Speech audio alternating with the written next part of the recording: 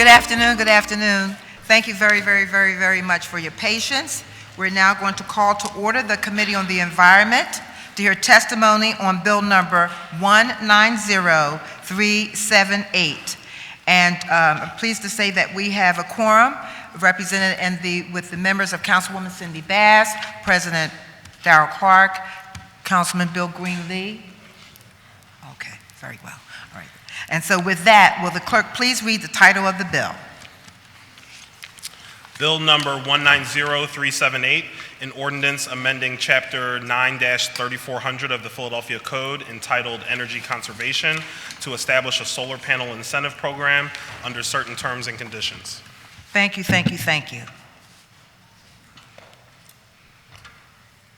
Before we proceed with testimony, allow me please to make a few opening remarks.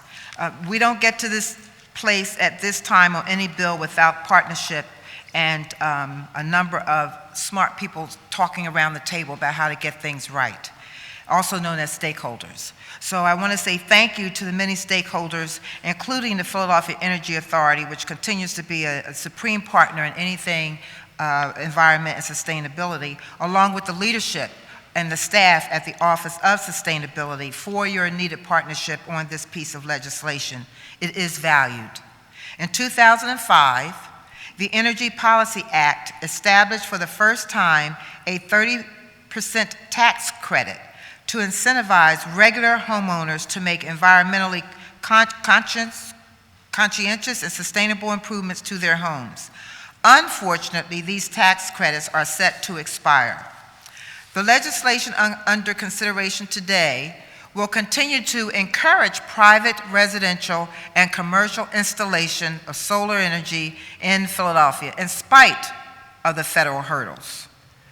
I also plan to introduce an amendment which will adjust the cap of the program to meet today's budget realities and to enable the program administrator to establish a preference for low and moderate income households. And let me repeat that, because we need to do better in the city in figuring out how we can cast the net wider for low and moderate income households.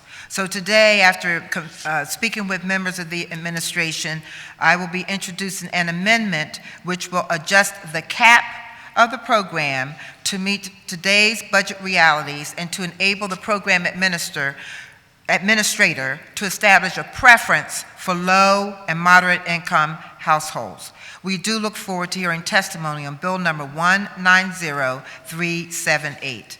And so please, will the clerk please call up the first panel? Christine Knapp, Director, Office of Sustainability.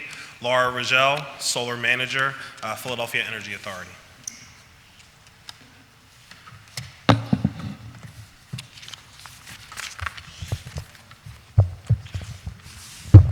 Good afternoon, ladies. Good afternoon. Good afternoon. Please state your name for the record and proceed with your testimony. Good afternoon, Chair Reynolds Brown. I'm Christine Knapp. I'm the Director of the Office of Sustainability for the city. I'm here to testify in support of Bill 190378, which would establish an incentive program for solar installations in Philadelphia. Thank you for your continued leadership on these issues, Councilwoman. Absolutely. The Office of Sustainability works to improve community quality of life and to prepare Philadelphia for a hotter and wetter future due to climate change. This work has become all the more critical in the wake of the Trump administration's decision to withdraw from the Paris Climate Agreement. Without leadership from the federal government, cities like Philadelphia are stepping up to continue the important work of reducing the carbon pollution that's warming our planet. Mayor Kenney is committed to reducing Philadelphia's carbon emissions 80% by 2050 and transitioning to 100% renewable energy. In Philadelphia, almost 80% of our carbon emissions come from buildings and industry, which is why it's so important to focus our efforts on making our buildings more energy efficient and to move them towards using cleaner energy. Last year, our office released Powering Our Future, a clean energy vision for Philadelphia, which outlines the various opportunities to slash carbon emissions from the built environment citywide. The analysis of this report shows that to meet our 80 by 50 goal, 80% of Philadelphia's suitable rooftop space, which is about 39% of total rooftops, will need to be producing clean electricity for residents and businesses. To achieve the goals set forth in Powering Our Future, we'll need to add 15 megawatts of solar capacity to Philadelphia buildings over the next few years and in increasing amounts until 2050. This is more than 3 times the annual capacity we've added in any given year since we began tracking it in 2007. I've included in my testimony a chart that sort of demonstrates the solar generation increase in Philadelphia over the last decade or so. Our report also identifies various strategies to promote local installations in Philadelphia, including the successful Solarized program and reducing soft cost barriers to solar installations, such as those addressed through the city's achievement of Sol Smart Gold designation by the U.S. Department of Energy. The report also notes that the federal solar investment tax credit, which currently offers a 30% rebate on solar installations, is scheduled to ramp down after 2019 and will expire altogether by 2020. We believe this additional local incentive will help to motivate homes and business owners to take advantage of the federal incentive before it ends. Providing renewable electricity to Philadelphians is one of the most effective mechanisms for combating climate change. However, solar energy usage has several other co-benefits. As solar generation becomes more affordable, it will be easier to add Philadelphia homes in every neighborhood to lower their energy bills and provide clean power. Citywide solar will help displace fossil fuel generation from our regional electricity grid, reducing air pollution that makes its way to Philadelphia.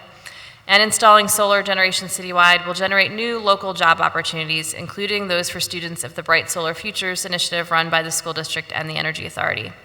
Due to these reasons, we believe the city's investment in supporting solar development will provide numerous benefits and is an innovative way to help create a sustainable city for all residents. Thank you for the opportunity to testify today, and I'd be happy to answer any questions.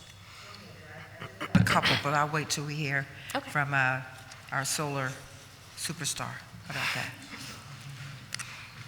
Okay, wonderful. So, good afternoon, Chairwoman Reynolds Brown. Great to be here. And members of the committee. My name is Lila Riley. I'm the solar manager at the Philadelphia Energy Authority. And PEA was established in 2010 to support the city on issues of energy affordability and sustainability. Then in 2016, we launched the Philadelphia Energy Campaign, a $1 billion investment in clean energy and energy efficiency projects to create 10,000 jobs in Philadelphia. In the campaign's first 2 years, we helped launch over $100 million worth of projects and created nearly 1,000 jobs. We work to expand solar in Philadelphia as a key piece of this campaign because it creates jobs and reduces our impact on climate change. Rooftop solar creates the most jobs per dollar invested of any type of energy project. We have seen this firsthand through our program Solarized Philly, now in its 3rd year.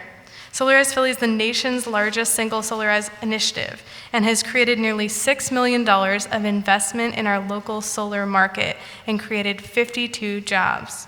Solarized Philly partners with local installers to help Philadelphians go solar at a discount. The program helps fund solar training for young people and to support low and moderate income households to go solar as well. Climate change is one of the biggest challenges that we have ever faced, and we are living in a moment where we still have time to prevent its worst effects.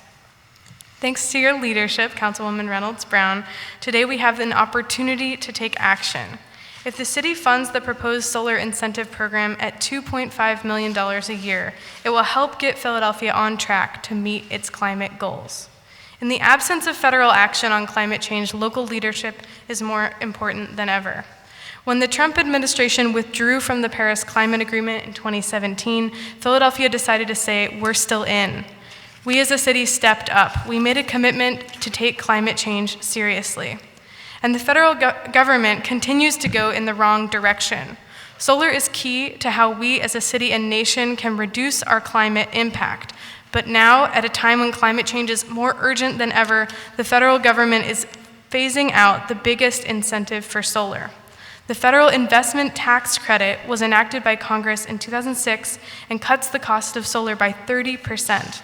This incentive has been a major driver of solar installations across the country, but is scheduled to start stepping down after 2019. The city's clean energy vision, thank you, Christine, charts out a strategy to get us to our goal of reducing emissions by 80% by 2050. To meet that critical goal, the plan says that we must be adding 15 megawatts of solar every year. We are not adding 15 megawatts a year. In fact, we are far behind that pace of growth here in Philadelphia. In 2018, we added 2 megawatts of solar. We are not on track to meet the city's climate goals, and with the investment tax credit stepping down, the solar growth we need will be even less achievable. We cannot afford to continue at our current trajectory of solar adoption, never mind lose any momentum in our response to climate change. Instead, we need to be drastically ramping up the pace of solar growth in Philadelphia. PEA recommends that the city fund the proposed solar incentive program at $2.5 million, in line with the requirement that we add 15 megawatts of solar each year based on our climate commitments. The proposed solar incentive program will provide 20 cents per watt for residential solar installations and 10 cents per watt for commercial installations. This would average $1,000 for a typical home going solar and would help fill the gap left by the dwindling federal investment tax credit. This size of incentive will help keep solar cost competitive with electricity from the grid, meaning that households can go solar and save on their electricity expenses. When solar means savings for a typical household, that's when we expect to see solar adoption scale up from 2 megawatts a year to 15 megawatts a year, in line with our climate goals. I want to recognize and thank some of our other panelists here today. One of our partner installers, Joe Kiss from Kiss Electric, Spencer Wright, the lead instructor for our job training program, and Juan Sanabria, a trainee who is now one of the growing number of solar installers working here in Philadelphia. If Philadelphia is serious about our commitment to responding to the climate emergency, it's imperative that we act now. The solar incentive program should be funded at $2.5 million to get us on track to reduce emissions by 80% by 2050. Thank you. Okay, I thank you both, and let me seize the moment to say thank you too for always working in such a collegial manner with my office. We do share common goals, and getting there is the objective. And so I have here for the Philadelphia Energy Authority the update on Solarized Philly. I think you covered that. Can you speak to that? Yeah, of course. So we just reopened Solarized Philly for a third phase. Over the first 2 phases, we had 363 homeowners sign contracts for solar at a discount through the program and saw 52 jobs created. And we just reopened the program on April 23rd. We added 2 new installers to the list of pre-approved companies participating, including Vivint Solar and Arsenal Solar. And we've begun referring homeowners over to those installers, and we've actually opened the program up to businesses as well. Awesome. So as an at-large person, a member of council, I'm always drawn to looking at the demographics of a number. And so I know that the district council persons would be very interested in knowing how this 363 number breaks down by councilmatic district.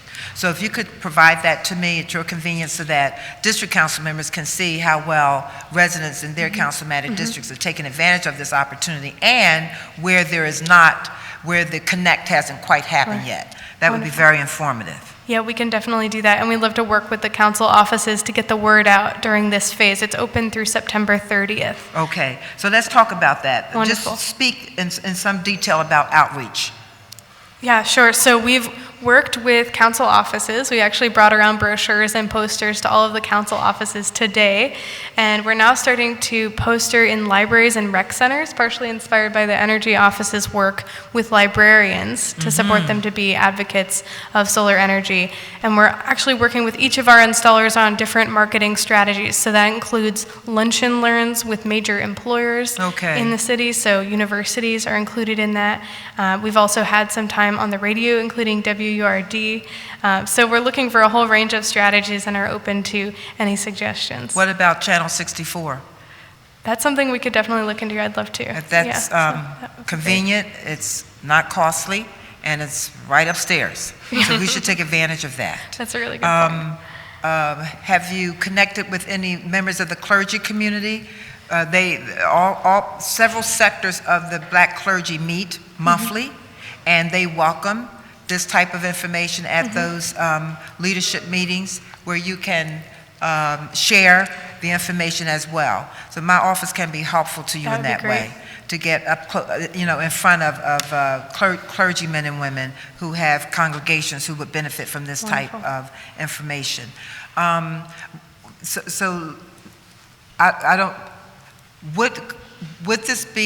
could this be an opportunity for government to send out notices in water bills, or what do you think? Yeah, I think it could be. It's something we'd love to discuss with you. I know that was a huge success with our water sewer line protection program. Having the mailers go out led to really high rates of adoption. So okay, that's something so we if we could could also explore consider. that too and really bump this number 10 times. Yeah, okay, we would love that as well. Very good. Ms. Knapp, can you please share with us any subsequent strategies the mayor's office has with regards to this new effort? Strategies for promotion? I mean, our friends at PEA have done the lion's share of work and promotion around Solarized, so we've supported them in using our own social media accounts, putting it in our newsletter, sharing it through our channels, but they've really done the lion's share of the work, so I can't take credit for their promotional activities on Solarized. What about the building associations like BIA and BOMA and HAPCO, organizations like that? Have you asked to go before? Some of them are here, so I think. Oh, great. Okay. Yeah, I think we could certainly talk with them as well. I would encourage that. Yeah, I think what, if I imagine where you're connecting is if whatever we can learn from the Solarized promotion program should also be applied to the solar rebate program, right? We want people to know that this exists so that they can take advantage of it. So I think we'll have to put together a really smart promotion strategy that we'll work together on. Please, I mean, especially in view of the fact that the window is closing at the federal level. Okay? Yeah. Thank you both for your testimony. Thank you. Clerk, please read the next panel for us, please. Spencer Wright, owner, Harness the Sun. Juan Sanabria, solar installer, Solar States. Joseph Kiss, founder and CEO, Kiss Electric.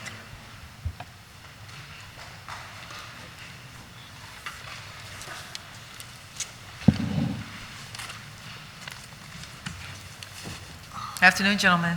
Afternoon. Afternoon. Welcome back. Thank you.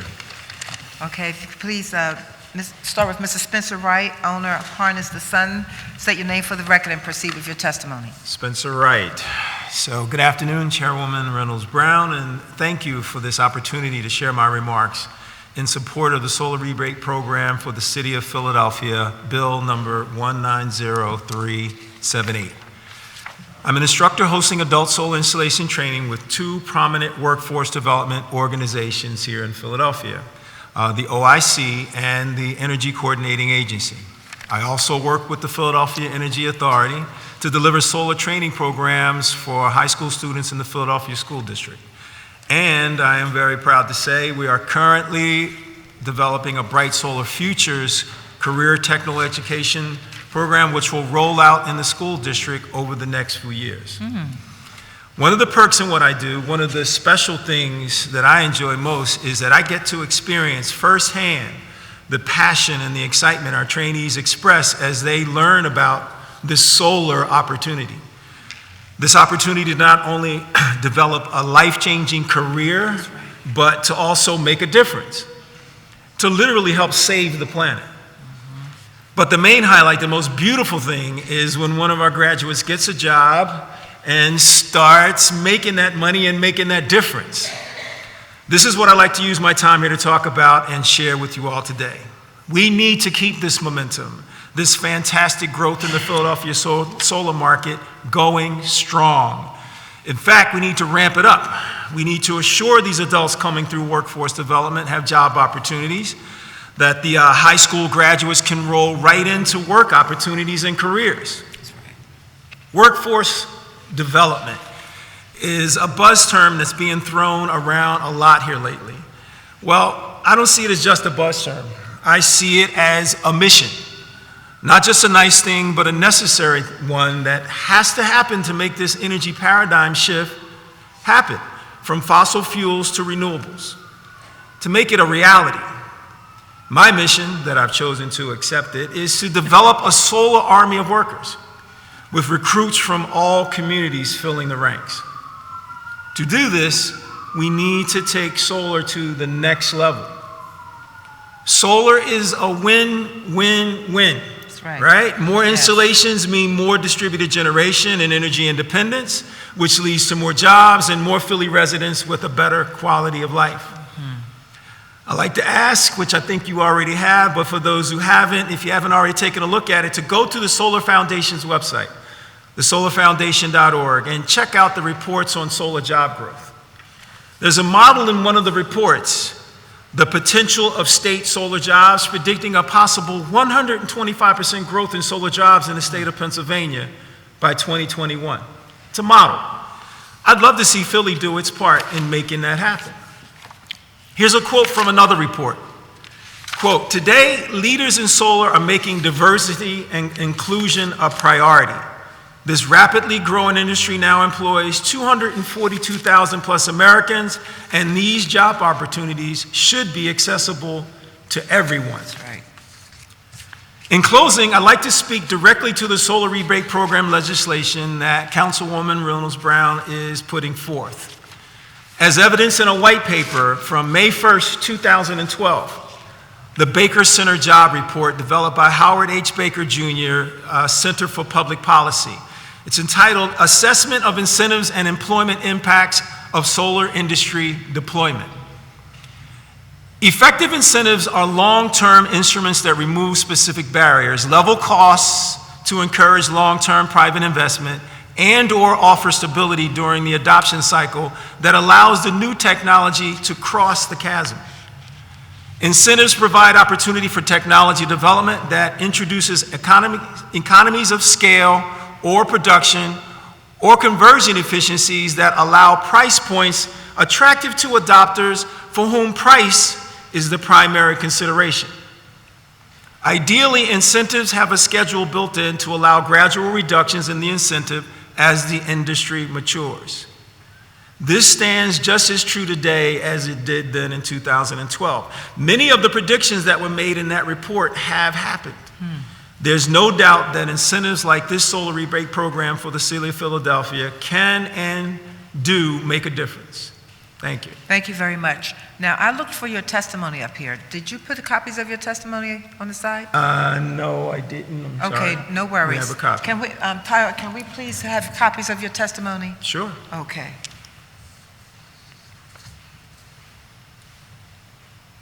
Please, Tyler, and then we'll make, because I'd like to keep a copy So I'm for gonna my make an actual record. copy of my scribble. Okay. Great. We need a copy so he gets his original back. Thank you. Okay, then. Good afternoon. Good afternoon, Chairwoman Reynolds Brown and members of the committee. My name is Joseph Kiss. I'm here to testify for Bill 190378. Back around 2005, I educated myself on something scientists believe was coming called climate change. It was not coming for another 40 or 50 years, but sure enough, it was coming. I knew I had to figure out a way to do my part. What could Joe Kiss do to help? As an electrician, I discovered solar PV systems. One way to produce clean, renewable energy to help save the planet. At that point, I made a commitment to myself. I made it my mission to bring solar to everyone I could. Fast forward just a decade later, and notice climate change came sooner than we all first thought. Many may argue about why it is here, but few argue it is here. Look around, you notice how our weather comes in unusual patterns, such as severe storms disturbing people's lives and homes. Not only are our personal lives being affected, native animals in the Arctic are becoming extinct due to the shrinking ice caps. Each day, climate change is destroying our planet.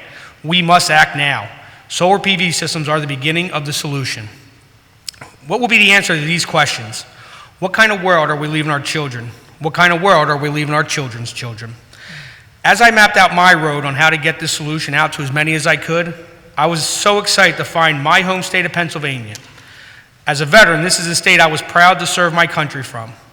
And when asked the inevitable question, what part of PA are from you? I always answered Philly, the city I love.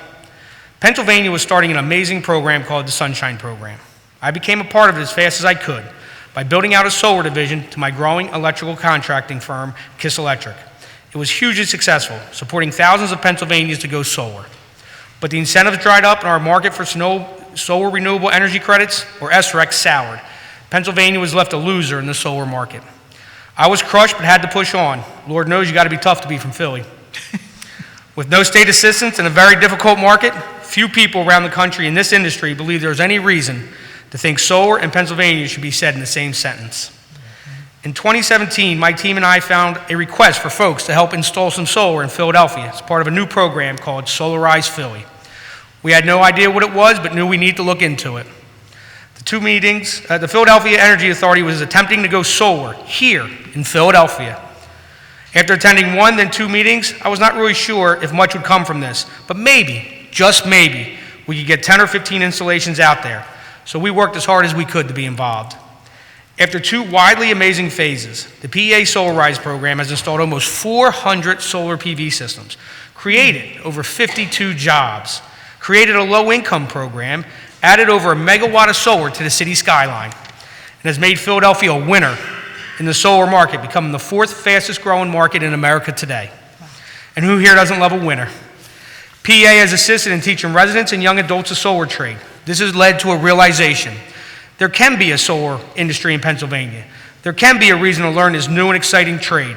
We can all do our part while saving homeowners thousands of dollars in energy costs, while shrinking our city's carbon footprint.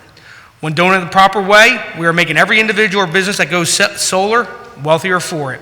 And we all know, even when it's not about the money, it's about the money. Bottom line, there's no losers here, but we need your help. Solar is in a very fragile state. Our own and many other governments have chosen to ignore the signs of what's happening around us. Are we going to do the same? Is Philadelphia going to be a real-world Krypton, ignoring the signs till it's too late? I think not. Today, it's up to you, the powerful decision makers of our great city, to decide if it's worth chipping in to make Philadelphia a national leader and make it much easier for Philadelphians to do their part. With your help, we will all be able to answer the question with, yes, I left my world a better place. Thank you. Your passion and your interest comes through, and I have a couple of questions. But we first want to hear from Juan Sanabria, a solar installer, right before our very eyes with Solar States. Yes. Welcome, and please state your name for the record. Juan Sanabria.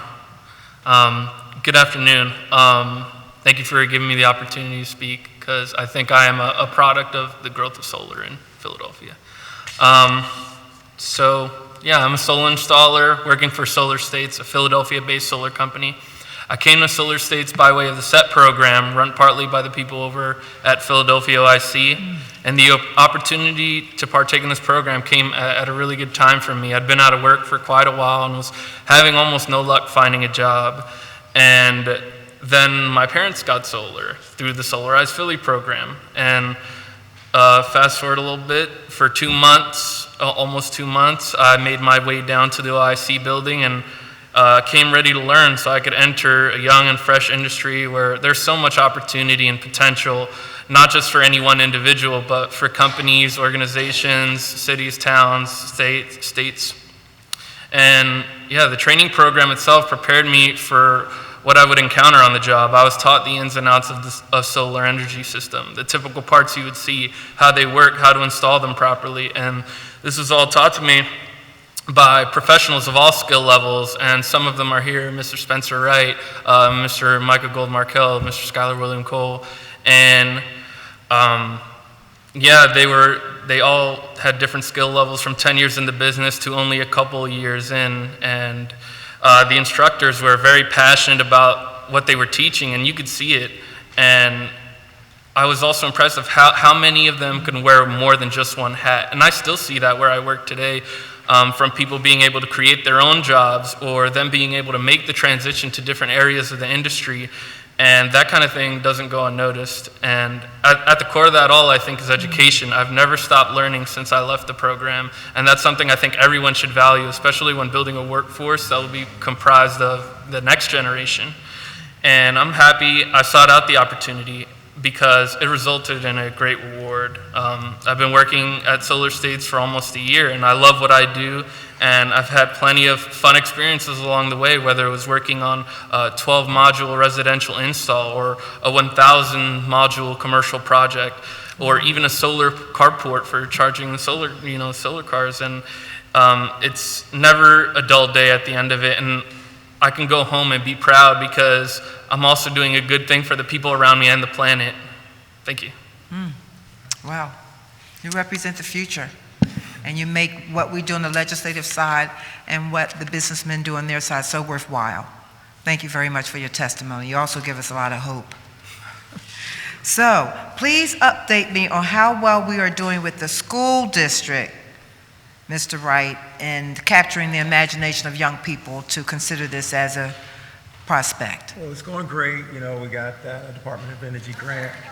Yes. It's going great. Laura probably has a lot more details and numbers than I do, but we've been having a lot of meetings and building this up. We have a lot of partners that are coming to the table, and this program is going to be fantastic. You know. So any specific goals been set with the school district? I mean, because I'm always curious to know who are the lucky schools? Laura has those details, and she can speak to that better than I can, for sure. Okay, well, I'll invite Laura back to the table. Mr. Kiss, can you talk about the, these my notes say here, you've created opportunities for a low-income program as a part of what you're doing? Correct. What Philadelphia Energy Authority has built is brought in finance partners, and we're doing very low-cost solar projects for low to moderate income folks that aren't putting any money out of their pocket. And so how do they become eligible?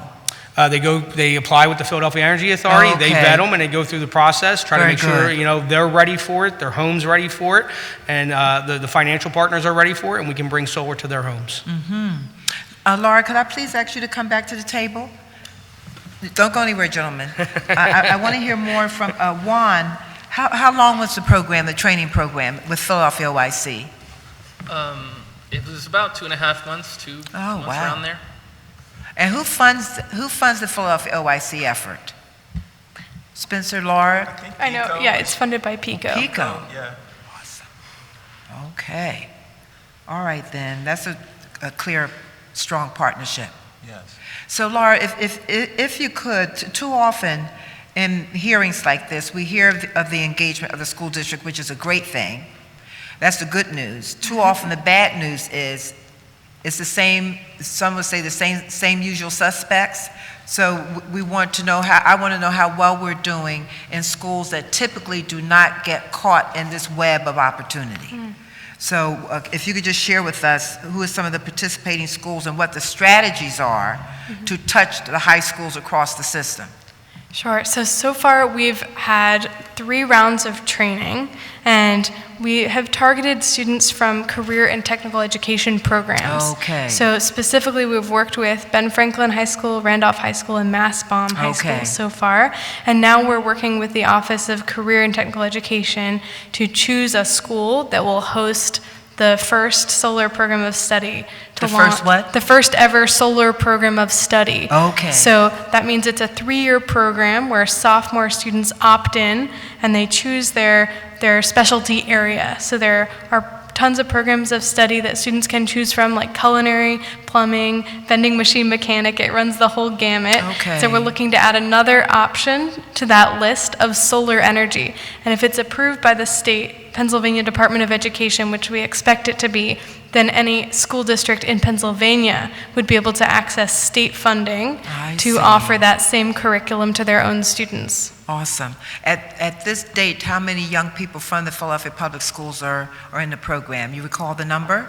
So we've trained 52 students Okay. to date, and we have another 20 enrolled in a class for this summer and another 11 enrolled for internships this summer. So Awesome. students who have already done the class who are coming back to take it to the next level. Are the internships paid opportunities? Yes, all through Work Ready. Yeah, both the class and the internships. Awesome. Okay then, that's terribly exciting. Really is. Congratulations. Thank you. Appreciate all of the good work that you do. And hats off to you, Juan.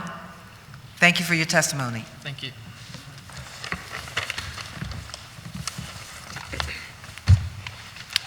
Clerk, please read the names of the next panel. Lila Riley, co-chair, Building Industry Association. Edward Robinson, American Institute of Architects. Matt Walker, Clean Air Council. Mitch Channon, representing Power.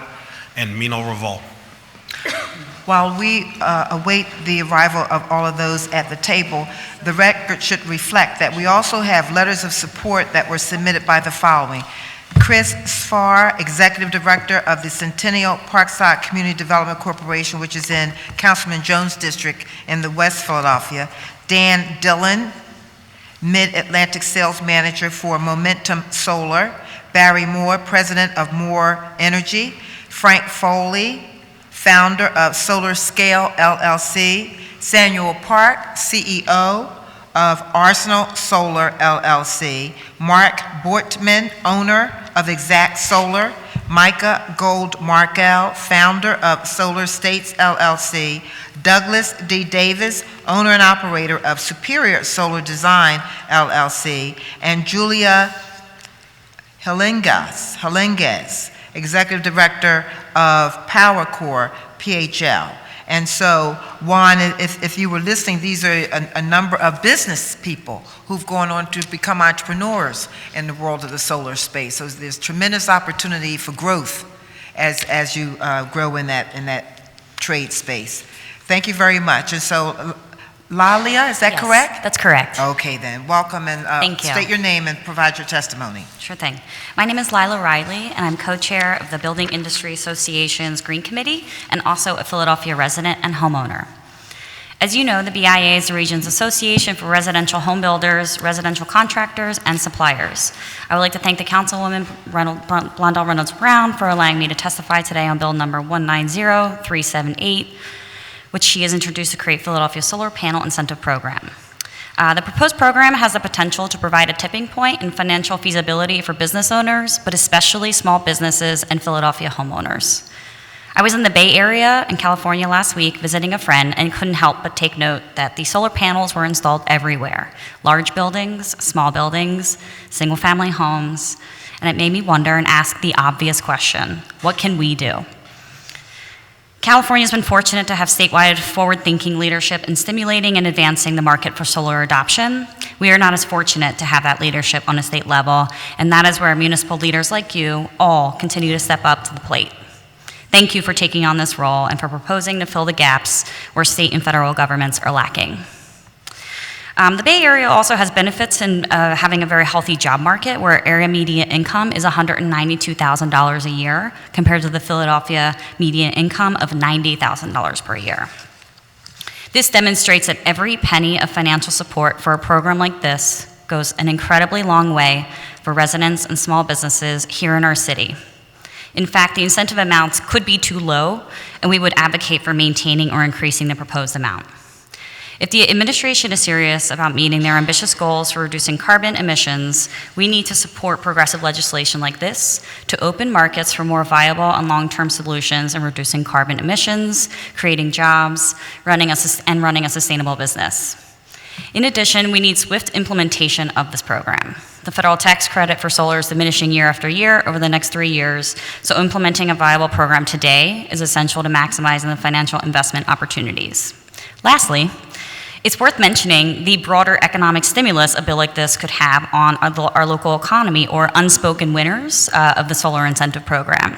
These include, but are not limited to, roofing companies, tree cutting services, affordable housing developers, educators, first-time home buyers, electricians, students, building scientists, entrepreneurs, solar training program participants, and last but not least, PICO. These are the types of jobs our city could proudly and inclusively grow together, so let's get moving. The BIA supports Bill number 190378. We thank Councilwoman Reynolds Brown for introducing this legislation, and we ask that the committee and administration and all council support it as well. You're welcome.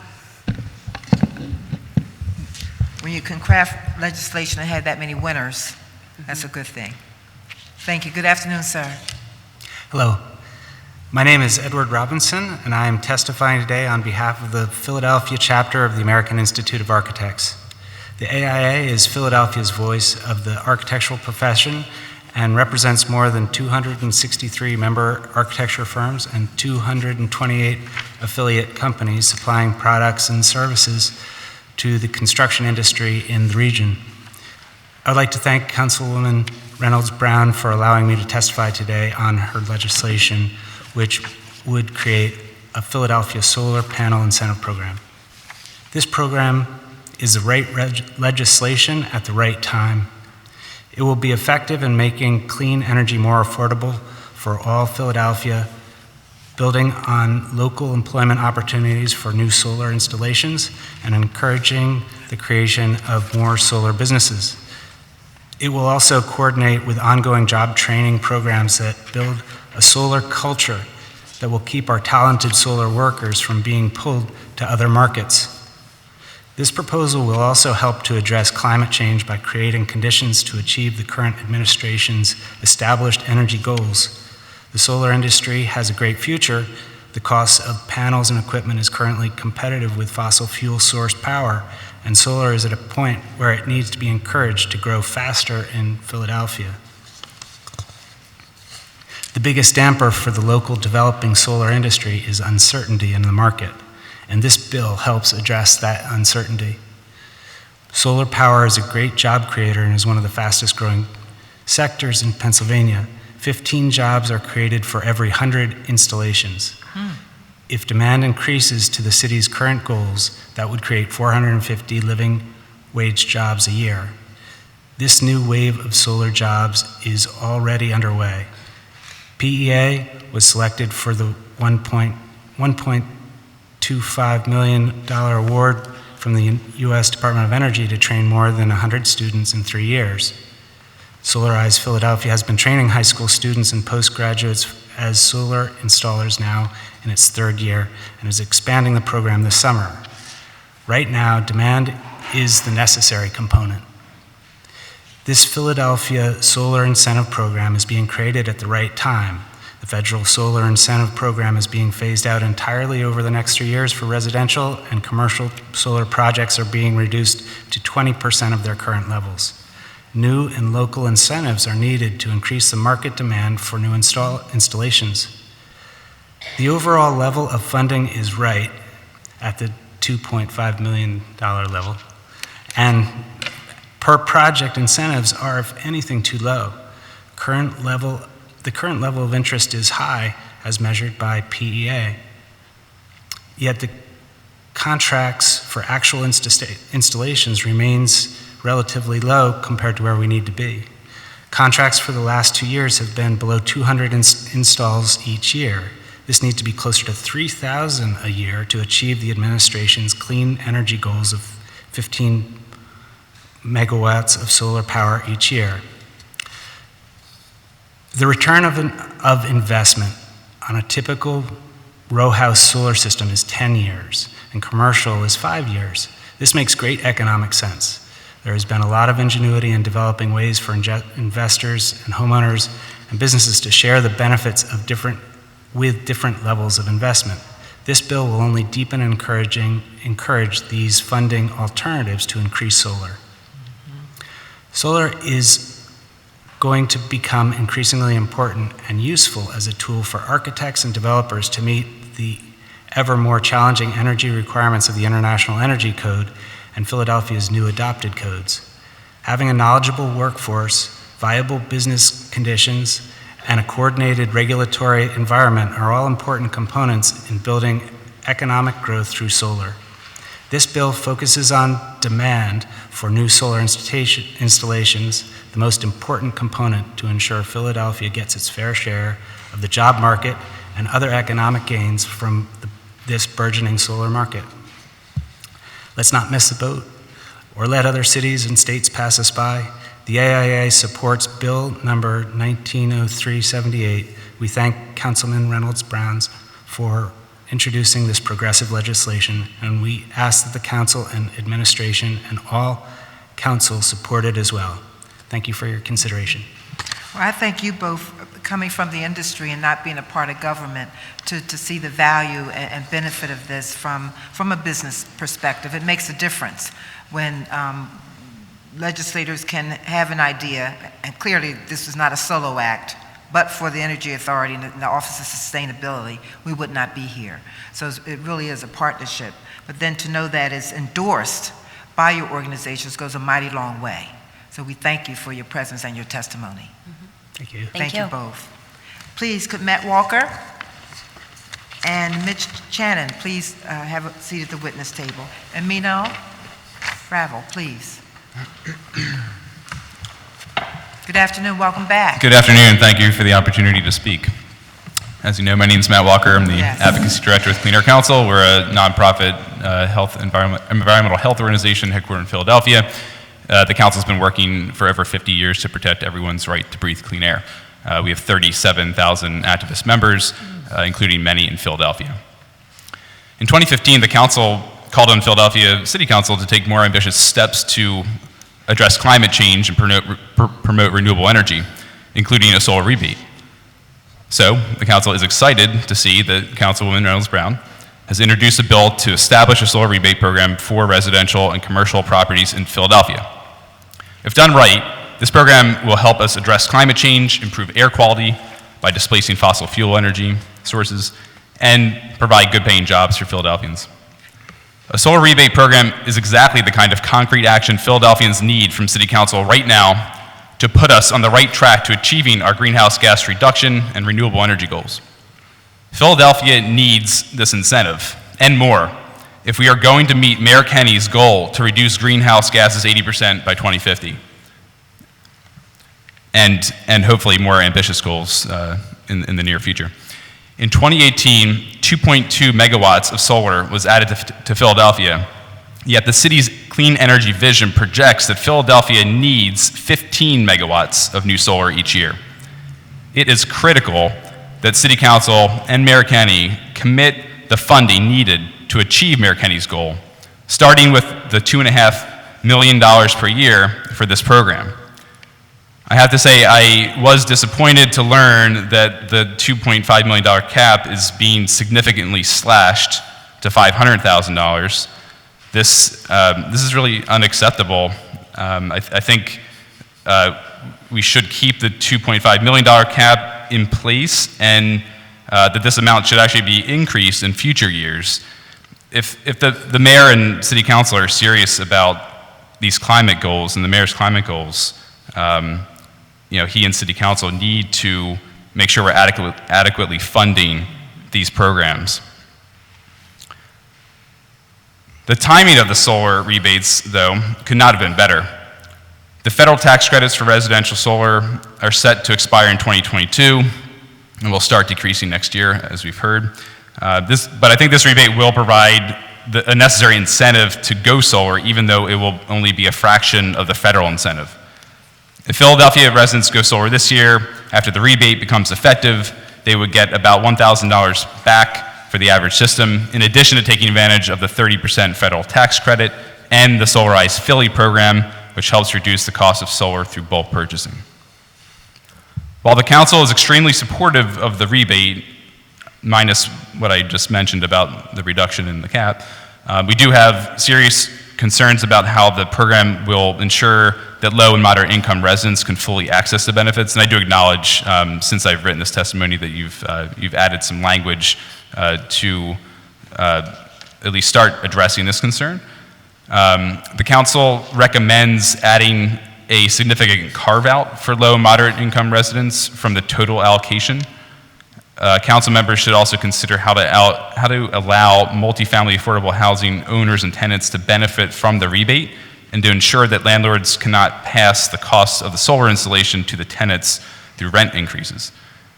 For instance, in California's solar on multifamily affordable housing program, tenants can receive credits for electricity generated by the solar panels purchased by the building owner, and the law prohibits passing the cost along to tenants. Clean Air Council thanks you for taking concrete action on this issue, but also strongly urges members of this committee to do more to ensure we can curb catastrophic climate change as much as we possibly can.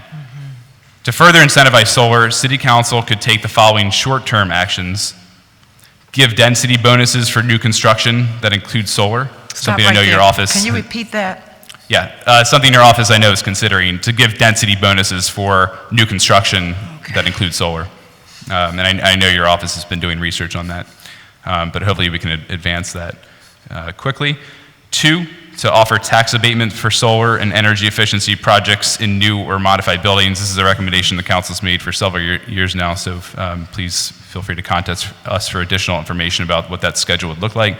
And 3, make a request that the Pennsylvania Public Utility Commission allow Philadelphia to pursue community choice aggregation and you would do that by adopting a city council resolution urging them to do so.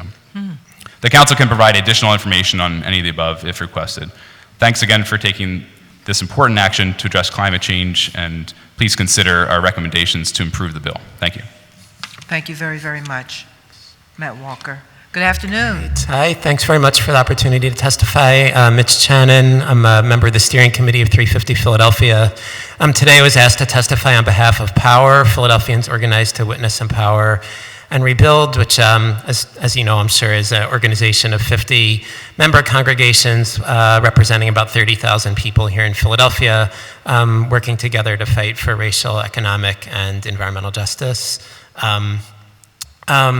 POWER is supportive of the intention, the goal of creating a solar incentive program, and is supportive of the bill, except has had concerns about, at least until the amendments were added, a lack of clear provisions for equity, for ensuring that funding is available to low-income residents.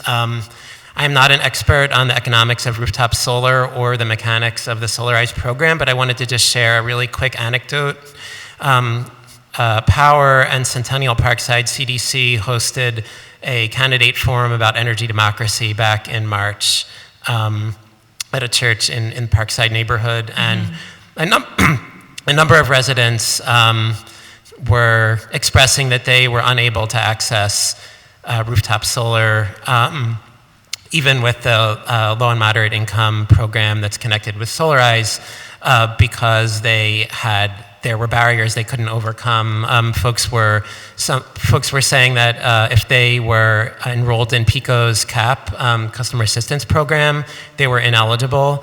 Or if they had been late on a bill or failed to pay their bill 100% at any month in the last 12 months, that they would be ineligible for those programs. And one of the residents said, hey, everyone raise your hand if you're not on CAP and if you've been up to date 100% on all your bills. And I don't think more than 1 or 2 people raised their hand. And so how that can be addressed through this incentive program or through modifications to the Solarized program, I'm not prepared to say, but folks at POWER would be very eager to have a conversation about that in the coming weeks to make sure that this program creates more equity and doesn't exacerbate existing inequities in the way that the solar programs in the city are functioning. Like Matt was saying and others, I have not run the amendment by people at POWER, but I'm sure folks would say they would prefer to see it funded at the original amount that was intended and not the smaller $500,000 per year amount. The other thing that I was asked to bring today on behalf of POWER is to contrast this bill, which we think is very positive, with Bill 181063 that's coming up for a vote in City Council on Thursday. So let me stop you right there. Allow me to state for the record that we're here to speak about bill number 190378. Okay. So I need you to keep that in mind as you go down this road. Okay. And I will try to be brief. Okay. So this project is extremely important. Everyone has been saying that we have an urgent climate crisis. We need an immediate rapid and just transition to clean renewable energy from fossil fuels. My perspective and the perspective of colleagues at POWER and others is that this is a very good program, but that we need in the city to have a much more serious conversation about the climate emergency, and we need City Council to be talking about scaling up policies and initiatives that address the problem with the urgency that is required, and that we believe that is not currently happening. We're very dismayed. So I've been an organizer and an activist for more than 20 years, and I have to say I do not like conflict after all that time. So I don't even want to say what I'm going to say, but But, you know, Councilmember Reynolds Brown, we've been asking to meet with you for several weeks now about the LNG bill, and you have not met with us. We believe that the LNG project that has been proposed is a bet against effective climate policy, as I was sharing in my testimony last week. The market for natural gas needs to decline in the coming years dramatically if we're going to have any chance of protecting a livable climate. And the business plan for the LNG project assumes that the market for gas will remain steady or increase. So even though the project is being put forward as a remedy for energy poverty to help people pay their bills and power, and I certainly agree that's an extremely important problem, it cannot be a real solution to that problem if we're serious about protecting a livable climate. So I would like to ask again if you would consider meeting with us to discuss this prior to the vote on Thursday. We hope all members of council will vote no or at least abstain on that vote in the interest of having additional conversation about it. That is the wrong direction for the city in contrast to the bill that's being discussed today, which is the right direction for the city. Thank you. Thank you for your testimony. Please, Ms. Mina El Raval, please. Your points are very, very well taken.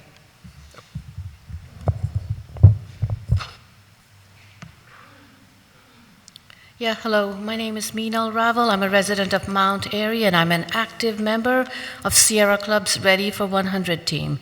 I'm here to speak on Bill 190378, the Solar Panel Incentive Program.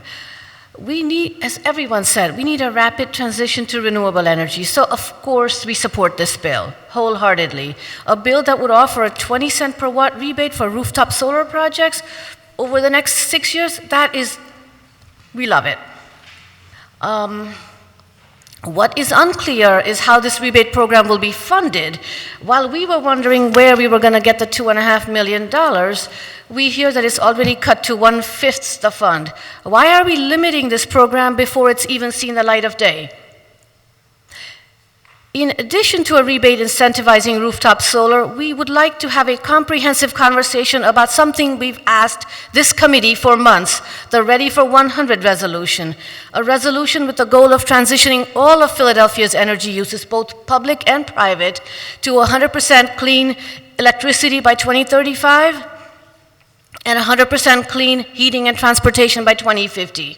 Adopting such a resolution with an agreed-upon time frame would lead to an action plan and help put things like today's bill in the context of a larger plan.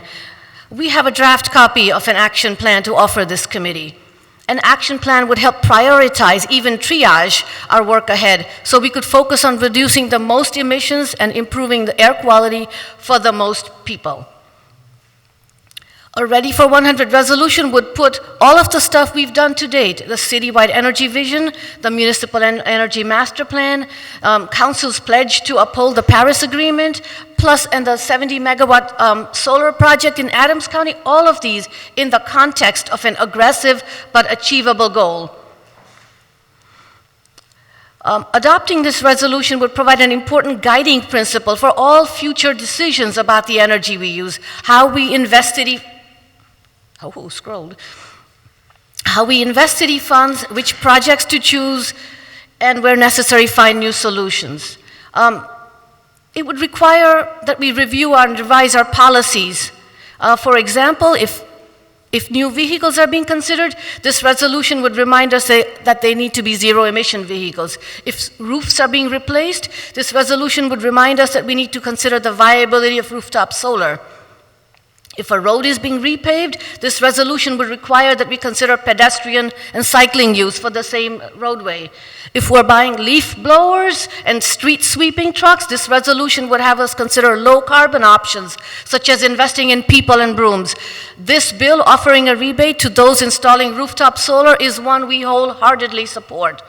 But when we consider the climate crisis in every decision we need to make, when we need to consider future generations in every decision we make, it becomes obvious that we can no longer encourage new fossil fuel projects that have recently been the focus of our climate action. I'm talking about the SEPTA gas power plant, PGW's LNG facility, and the soon-to-be voted-on trash and recycling program that would continue to incinerate our trash. The Ready for 100 resolution has been adopted by cities and towns across the U.S., including Chicago, Minneapolis, San Francisco, Atlanta, Orlando, Los Angeles, and 18 townships in the Philadelphia suburbs. The suburbs are hopping compared to here. The Ready for 100 resolution is very much needed for Philadelphia. Thank you again for your testimony and for the, for sure the passion and interest is there and the urgency that you bring to this committee whenever you speak. When can we bring the resolution up? This hearing is about Bill number 190378, and we're going to conclude the business on Bill number 190378. Any questions from members of the committee, Council Lady? Okay, then. Okay. All right, then.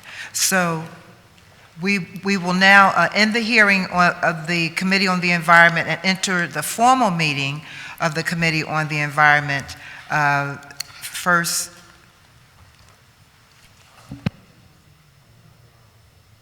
give me? Okay. All right, then. It's important that we have a quorum, so we're going to await the arrival of one more member of the committee so that we can proceed with the closing of the business on this particular matter. They really have no questions for us?